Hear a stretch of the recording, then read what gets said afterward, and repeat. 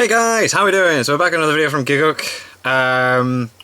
The art of ending an anime. The thumbnail alone, I was just like, oh my god. Because it had Ledouche from Code Geass, and I was like, wow, what an ending. Really good way of ending the anime. And then it had 02, I think, from Darling in the Franxx on there, and I was like, oh no. Because I personally don't mind the ending, Darling in the Franxx, but I know that a lot of people were like, what the hell was that? So, this is going to be interesting, because ending an anime, I feel, is quite difficult, but then, let's see what Giguk has to say, shall we? Anime ending? No, not that. The ending of an anime? No, not fucking that. The part that comes at the end of an anime. No, not fucking that! The final act of an anime in which the events happening in the plot, characters and series come to a conclusion, aka the ending, is an important part of any anime. It can be the culmination of the journey that's been taken, it can give the entire series a sense of resolution and closure, and in some cases can literally make or break an anime. But I feel in this age of seasonal anime, 3-episode rules, dropping shows harder than the asteroid that killed the dinosaurs, something not discussed enough is anime. And oh, for fuck's sake, a good friend of mine once said, the ending is paramount. Pictures. Stay toasty. But I feel like in anime, because of the way it's made, there are different directions we as anime fans see a lot, from the conclusive to the open-ended to the downright what the fuck. So I wanted to just take this video to just kind of discuss the different types of endings we usually see, my perceptions of them as a whole, and how they fit into the anime culture in general. Okay. I want to keep this a general discussion about endings without spoiling everything I'm talking about, so to help you avoid this, on every section I will be listing any shows in which I either detail or show spoilerific plot points to do with the ending. So if you want to skip any sections, the timestamps of each section will be in the description below. Okay, timestamps aren't going to be in this, guys. Anime original series. There's one easy way for a new anime to grab my attention, it's just by knowing that it's an anime original series. Firstly, because this means we don't have any source material, meaning we don't get those manga readers acting like 200 just be like, haha! Like, oh, is that what you think is going to happen? Yeah. Poor anime only watchers? Look at me, I'm so smart because I know what's going to happen next. And then light novel readers are there like, foolish mortal. And secondly, because it's not based on a pre-existing IP, it's likely that it will have an ending that's conclusive, or even better, it means the entire story from beginning to end is already pre-planned. Yeah. Anime original series are not common occurrences, but many shows, old and new, stick out to me because of this fact. Cowboy Bebop, Eureka 7, Code Geass, even in more recent times with recreators and A Place Further Than the Universe. Of course, it wasn't just the ending that made these shows stand out, but it did help a lot. Something like Zankyo no Terror, despite a lot of the problems I had with it, stick with me clearly because it felt like a complete story that was planned out with an ending I really enjoyed. And like, holy shit, recreators did this revolutionary thing in anime called an epilogue, where the entire last episode was no action, no plot, it was just dedicated to tying up loose ends and seeing what characters were up to after the story was concluded to leave the viewer with a sense of closure. What the fuck? Of course, just because something is anime original doesn't mean it's guaranteed to have a good ending. In fact, there used to be this thing called Gainax endings, where certain shows coincidentally produced by Studio Gainax would get endings that made no sense or serve as sequel hooks to sequels that were never made. Fortunately, Gainax endings nowadays seem to have died with the decline of the studio, only to find themselves isekai'd to Trigger for its own light novel adaptation of That Time I Got Reincarnated as Darling in the Franxx. But even some anime that have had conclusive enough endings have had a reoccurring issue, because if it gets enough success and popularity, there's always the chance that the creators felt it was appropriate to revive it and have another go. Anime with good endings that now have sequels. Interesting. There are little things that are sacred in anime these days, and one of them certainly isn't the legacy of a popular franchise. It doesn't matter how good or how conclusive and complete a series can be when it's over, there's always going to be a way to retcon or arse pull or literally resurrect a new narrative to work out a few more dollars out of beloved franchises just in time to give me my debut. Nice. On the rare occasion, you get something like Die Buster adding a new story in the same world years after Gunbuster, but there are numerous examples of sequels coming in that not only result in a vastly inferior ending to the original series, but even going as far as completely fucking up and ruining the established canon. Yeah. We went from Darker Than Black Season 1, Chinese Electric Batman, to Darker Than Black Season 2, Alcoholic Dad Simulator. Yeah, that was a bit weird. Was a sequel movie. that people had opinions about. And then there's Eureka 7 AO. Now, if AO was viewed as a standalone series, it would be fine, just a fairly forgettable average show. But as a sequel, it's a fucking travesty. Introducing plot elements that completely broke characters and themes from the original, going as far as to confirm that the fucking spin-off reboot movie was somehow canon in some bizarre multiverse time travel fuckassery, and just in general trampling all over the world and themes of the original series. There's a discussion to be had on whether the existence of these sequels have ruined the value of the original ending, but there are also a few shows that have had pretty decent endings in the sense that they concluded everything they needed to, but they still left room for a sequel which were eventually made that really didn't live up to the original. The first Psychopaths had some truly interesting and brilliant ideas that were explored and has yet to be replicated. Nothing from Steins Gate, either from its sequel movies or Zero, came close to capturing the original spirit, and the only thing I thought the new Fooly Cooly brought to the table was a few new great tracks from the Pillows. I think my problem with all these is that they are examples where wasn't needed or originally planned, but they made one anyway. It's not like the Mob Psycho Season 2s of today, where the storyline didn't end and the sequel continues to add and enhance the plot, where the original series had said everything it wanted to and put a full stop on it, making it hard for any that is hard to come back to, isn't it? You give it something even if in definite cases, it had left space for further ideas to be explored. However, to go in the complete opposite direction, you sometimes get anime that choose to give itself a conclusive ending, even if the original story actually continues.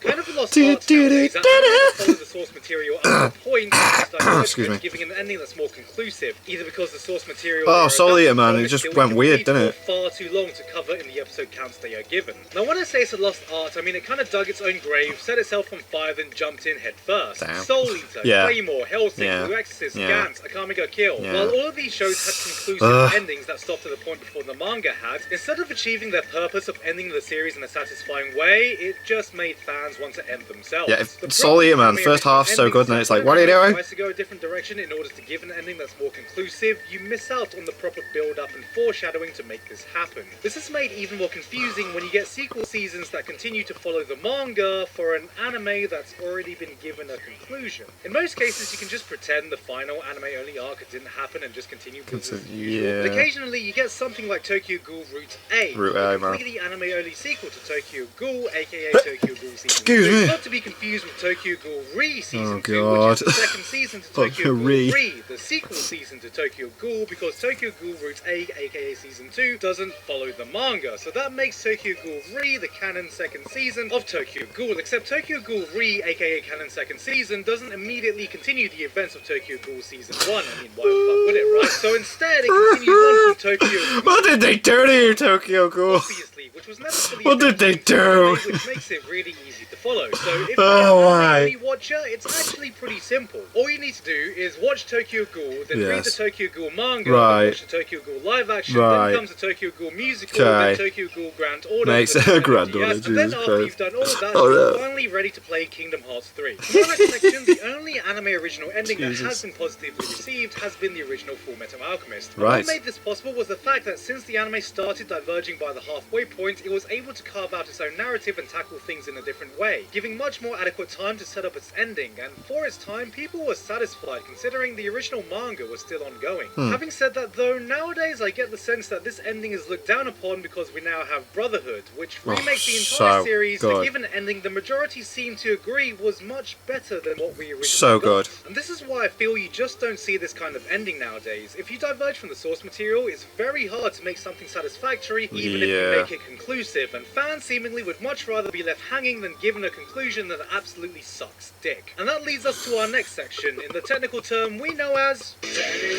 Go read the fucking manga, dicks. Wait, I must be showing my age. That's not what the cool kids are saying these days. As you know, every story has a beginning, a middle and an end. Except in anime, where we get a beginning, half a middle, and a season 3 that's never gonna come. This is a very common occurrence in anime. We see an interesting setup to a story or world, a major arc or two happens, and just as you feel you've just about scratched the surface of what it has to offer, it ends. Just nothing. You never hear from it again. If you're an anime fan, you've probably experienced this a lot, especially in the short, hard-hitting seasonal anime culture, as it can sometimes feel like certain anime were made as a glorified advert for the source material. See, when it comes to people who read source source material like manga, there are two types of manga readers. The brave, rare, heroic souls who throw themselves into the expansive world of manga, working tirelessly to find that next hidden gem within the ocean of unknown titles. And then there's everyone else, who saw an airing anime and couldn't wait to find out what happens next. Back in the day, there was some pretty infamous endings for doing this, and by infamous, I mean it was like the animators ran out of paper to draw on, and were like, yeah, let's just cut to credits and hope nobody cares. No, High School of the Dead. Air Gear, Batum, the original Hunter x Hunter, High School of the Dead. These just ended right in the middle of a story arc with all number of story threads up in the air before just stopping dead. No conclusion, no promise of another season, just cut to credits. And then you had the original Berserk, which didn't just stop in the middle of a story arc, but right in the middle of the most shocking, scarring turn of events that literally destroyed a man, leaving him bleeding tears of blood, screaming in anger in a state of shock, betrayal, aghast at the events that just unfolded. And that was just me. I don't even know how Guts felt. Then fans would have sold their soul to see what happens next. And little did we know that 20 years later, we'd get our wish. Yeah, we got our wish, right? We got our fucking wish. Who made a deal with the fucking Behemoths to make this wish come true? What I will say is that seasons at least are more carefully planned out, so audiences get some kind of closure in the arcs that they tackle. But still, if you've been an anime fan for a while, I'm sure you've gotten used to the feeling of waiting for a season 2 or 3 that may or may not ever come. Whether that be ReZero, holy fucking shit. I know, yeah, I can't wait. No Game, No Life, Spice and Wolf, The Devil Was a Part-Timer. Oh. Please, Devil is Part-Timer, what's season 2? You may get another season, or I guess the hot new thing nowadays is sequel movies. Oh, look at that sexy boy walking down the red carpet. But even then, will it ever even come close to completion? Not likely. Part of the life cycle within the anime and manga culture is that we get an anime adaptation when you have a hot title, and that rarely happens after a title has already ended. On the rare occasion, you get something like Devilman Crybaby, where the anime is adapting an old title that's finished, but more often than not, you find yourself finishing the anime, then when you catch up to the manga or light novel, the story is still at least a few years away from completion. One thing I both love and hate about the medium of anime is just how many new shows with massive variety we constantly get. But the downside of that is, as an anime fan, you get used to being introduced to stories, characters, and worlds which you know you're never going to see the ending of. And honestly, I think that's kind of a shame, because to me, even though I don't think the ending is always the most important factor, a lot of the anime that have stuck in my mind years after they have finished are the ones that end. Yeah. The power of a great ending! Code Geass and Cowboy Bebop. Cool. Now, you may be sitting there wondering why I cared enough about anime endings that I would want to make a whole video on it, and that's because I just wanted to express how much I value a great ending. Well, I don't think every series needs a fantastic ending, or even a proper ending for it to be a fantastic series. The ones that do have one, I never forget. No, they really stand out. My favourite anime ending of all time still is Code Geass's original ending. My god. Now, over a decade later, when I think back to Code Geass with the second season in mind especially, I don't remember the complete mess it was at times, the complete flip-flopping of characters that suited whatever the plot needed. Yeah, I'm gonna help you now. I'm gonna help you now. Shit was. Does anyone remember the cat with the helmet? Yeah. Yeah. Does anyone remember the pizza episode? Yeah. I remember season 2, episode 25, Breathe. I remember Lelouch's sacrifice. My god, it's amazing, I remember the trumpets of Madder Sky blaring as they explained Hero's Requiem.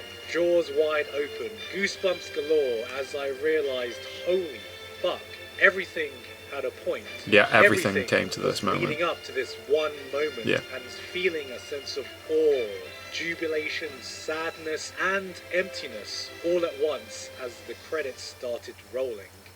And that is the power of a great ending. Yeah. It's that bittersweet void that tells you that the journey is over. Yeah. As much as you loved the path you took to get here and never wanted it to end, the fact that it did end makes it even more special, and you wouldn't have it any other way. Because yes, sometimes it's about the journey, not the destination, but when you have a breathtaking destination, it can give even more meaning to that journey and make that entire voyage you took that much more extraordinary. Nowadays, so much focus is given to how to begin a story. With so many anime competing for your attention every season, it's all about how to make the highest impact as fast as possible. How to immediately stand out from the crowd, but to me, it's the ending that sticks with you. There have been plenty of anime with great beginnings that slowly fizzle out and get forgotten. But I have never forgotten an anime with a great ending. Yeah. It wraps up everything the story was trying to say, allows me to truly reflect on the anime as a whole, and kind of make peace with the fact that it is complete. Because if you end your anime right, it can be a moment you'll never forget.